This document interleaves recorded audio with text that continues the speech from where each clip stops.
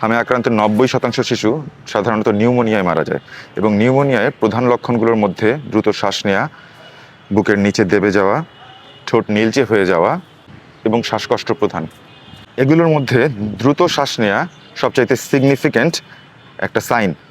তো বয়স অনুসারে আপনার শ্বাস কত দ্রুত হলে আপনি বুঝবেন যেটা নিউমোনিয়া হতে পারে সেটা এখন একটু বলে দিচ্ছি। শিশুর বয়স যদি 2 মাসের কম হয় সেই ক্ষেত্রে প্রতি মিনিটে তার শ্বাস প্রশ্বাস যদি 60 বার বা তার বেশি হয় সেই ক্ষেত্রে আপনি সন্দেহ করতে পারেন এটা নিউমোনিয়ার কারণে হতে পারে।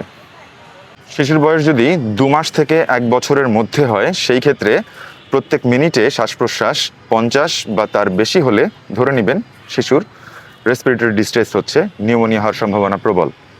আর শিশুর বয়স যদি 1 থেকে 5 বছর বয়সের মধ্যে হয় সেই ক্ষেত্রে প্রতি মিনিটে 40 বার বা তার বেশি যদি শিশু শ্বাস নেয় এটা নিউমোনিয়ার কারণে হতে পারে। সাধারণত স্বাভাবিক অবস্থায় মাপার চেষ্টা করবেন, উত্তেজিত অবস্থায় কিংবা শিশু যখন খেলছে সেই অবস্থায় না মেপে একটু শান্ত অবস্থায় এটা মাপার চেষ্টা করবেন।